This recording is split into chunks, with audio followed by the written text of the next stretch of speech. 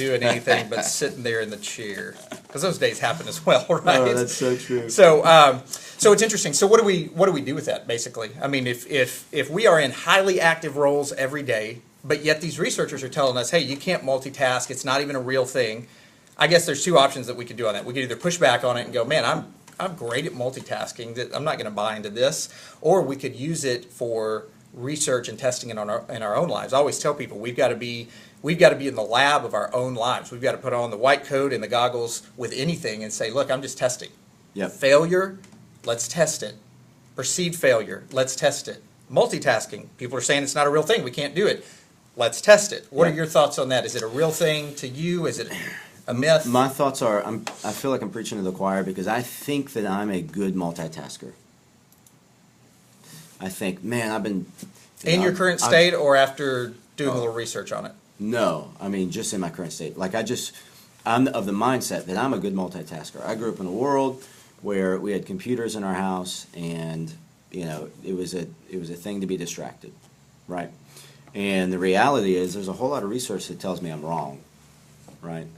I do know that I feel like I have become way more ADD in the last 5 years, or maybe even the last 3 years, because of the way that I'm trying to do too many things at once. And when I find that I'm the most effective is when I have one desktop icon open, or I've got one task at hand and nothing else distracting me. That's when I get the most done. I mean, it is a dramatic amount of difference when I'm not worried about emails, I'm not worried about text messages. I'm just focused in on the meeting at hand. Right? Yeah. So what do we do with that? Well, one of the ideas they said is if emails are a distraction for you, and this is just one example, they said set yourself a limit to where you only check your email 3 times a day. The average person, the average worker, spends 28% of their day checking email. I'm assuming. I would have thought it would be way higher. So that's not even sending emails. That is just checking email. 28% of your day is just checking email. And I'm super OCD. Jared, are you super OCD? I say I'm not, but it's maybe on just little certain things, but overall probably not. Okay.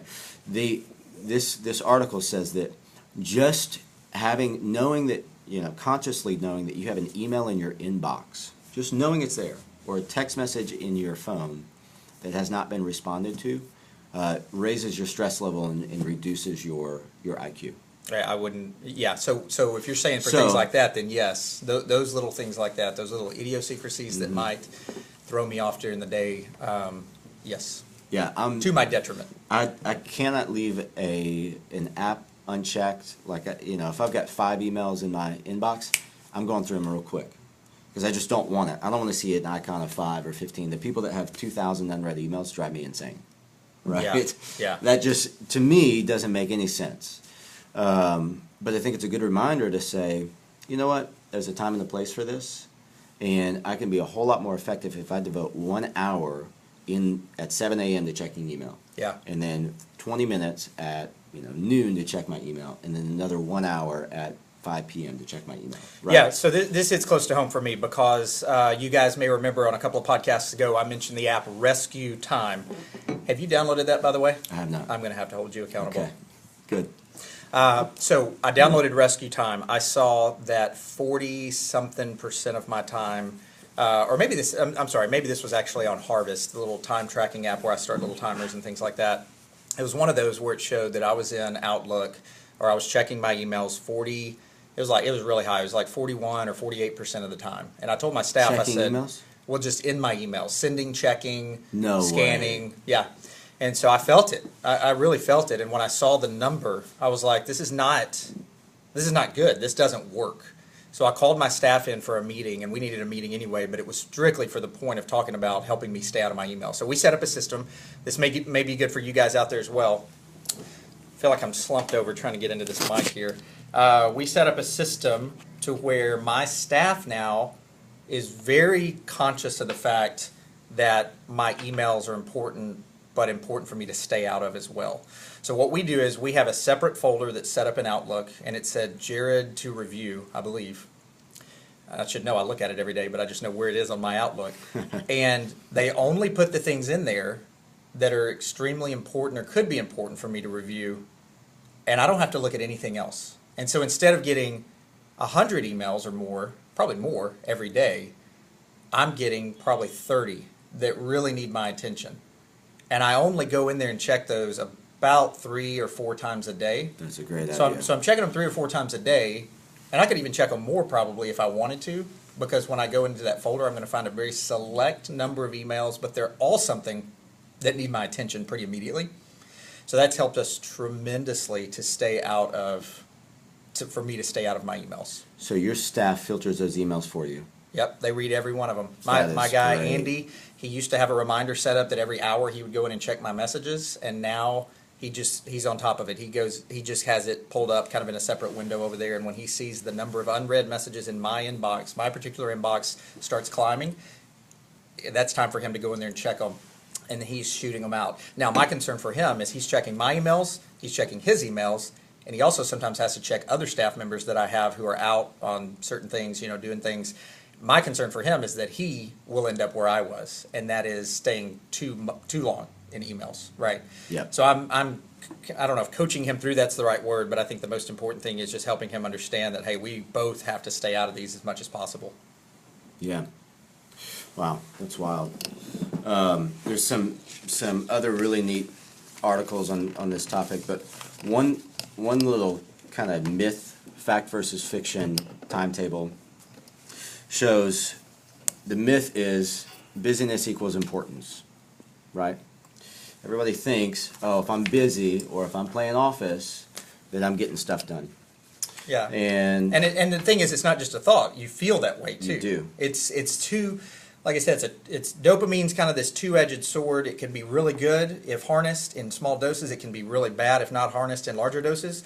But also this whole multitasking or time management thing can be really critical for you guys to figure out this year if you're not great at it or you've been poor at it, simply because not only does it waste a lot of your time and it's not real, but it's one of the few things, I mean, just here on the fly, I'm not thinking through it clearly maybe, but it's one of the few things out there that gives you not only this false perception that you can do it when maybe you can't, but also makes you feel really productive Yep. when you're not. I mean, I can't think of too many things out there that make me feel like it's real when it's not, but then also in the moment make me feel super productive and then only get to the end of the day and realize I got 30% of the way of where I was trying to get to. Yeah. So, No, I agree 100%. One thing that's neat. So, busyness equals importance. That's the myth, right? The truth is busyness equals cognitive overload. So, like we said, your brains are not designed to run on 2 tracks, right? We're designed to do one thing at a time. Switching back and forth makes us less tired, makes us tired, less efficient, and error-prone. When we settle in, put distracting devices aside, and do one thing at a time, we worry less about keeping up with time, and that's the exact opposite of busy. And then the second myth is doing nothing is a waste of time, right? The truth is our brains benefit when we waste time. So one of the things that they recommend is not trying to, while you're stuffing your face, eating lunch or eating dinner, not trying to put your face in front of a TV screen or in front of your iPhone screen at the same time. yeah, I was wondering if I just heard you right on that. You said the truth is our brains something when we waste time. Our brains, did you say? Our brains benefit. Our brains benefit when we waste time. I thought Yes. maybe you misspoke, but based Yeah. on that comment you just said, I think you were saying that's that it. correctly. Yeah, to disconnect is actually a good thing for your brain to recharge. So it's downtime. Yeah. We talk about that a lot. You talked about the Apple Watch a while back. It reminds you to breathe. It reminds you whatever. Last year, that was something I was really trying to do. I set 3 reminders on my phone last year that at different times of the day just remind me that no matter what I was doing, to push back and just breathe. Yeah. Just you don't have to get up. You don't have to do it. Just push back in your chair. If you have a standing desk like I do, just walk to the other side of the office and just breathe. And it's amazing. Your parasympathetic nervous system is reset. Your cognitive functions are reset to where now they're peaking. And I just think there's a lot of benefit to that.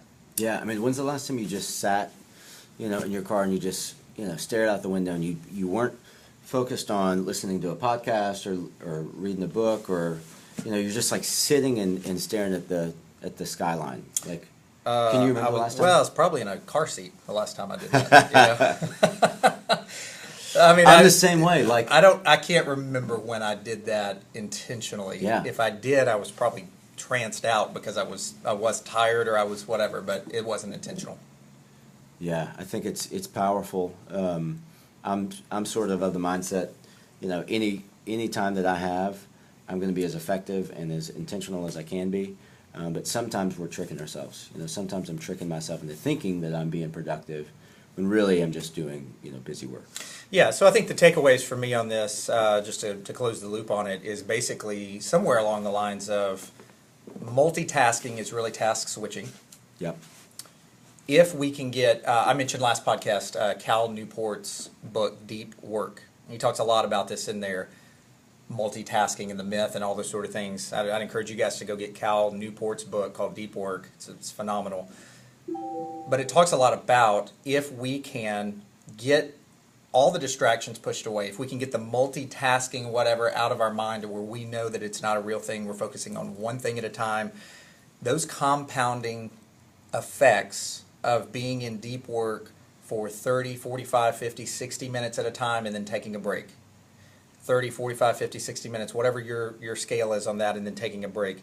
If we went through the entire week and graded ourselves on the amount of deep work that actually happened during those times, that we were not distracted, we were not multitasking, didn't allow ourselves to think that was a real thing that we could do, the compounding effect of that is just phenomenal. And he goes into that in his book. And so I'd encourage you guys on that out there, is if you're like I am this year, that you just realize there's too much stuff going on. There's too many apps, there's too many emails, there's too many notes, there's too many pings and dings and correspondence, and all of that is good. Those are good things. I think a lot of times our society is like, oh, all those notifications, and it's like kind of looked at as a negative thing, but it's because of how we're treating it. I think all those things are good. I think keeping people connected on social media, text messages, those sort of things, that's a great thing. Agreed. But are you doing it during times that you should be in deep work? You're not putting your phone on do not disturb mode like you should be. You're thinking multitasking is okay, so you're doing 2 or 3 things at once and thinking you're being super productive. I would just tell you guys for 2017, try to shift that and try to change that, because I don't think it works. Agreed. Yeah, it's a mindset change for us, not just for listeners, right? Absolutely. Absolutely. And I would tell you guys, it goes a lot into working. We're most of us listening in on this podcast or watching this podcast on Facebook Live or Twitter, you're in highly active roles. That's probably why you tuned in. And so we want to bring you guys the best content we possibly can, because that's what you deserve. If you're going to spend your time tuning into us, we owe that to you, right? And so I think a lot of these things that seem simple or seem just a little inconsequential, our hope is that you go back and you really dissect those. You mentioned on a podcast, a couple of this past podcast, you said, my fear is that people hear this knowledge that we put out and don't do anything with it. And you said yourself, admittedly, you've done that a lot before. Oh, yeah. Okay.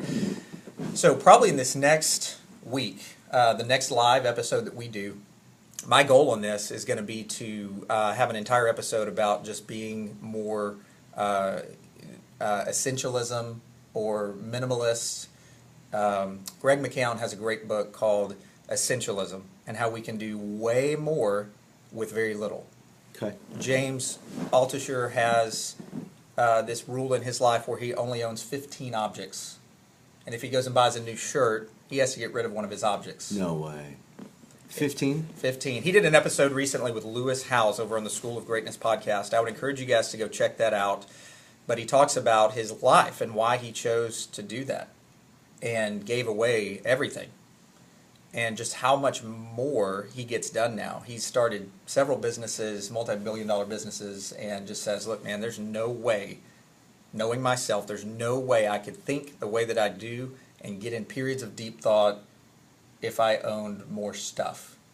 So that really gets me excited. I want to bring that to you guys this next week on minimalism, just getting rid of the apps, getting rid of all the notes, getting rid of all the noise in your face, to where we can be better this year.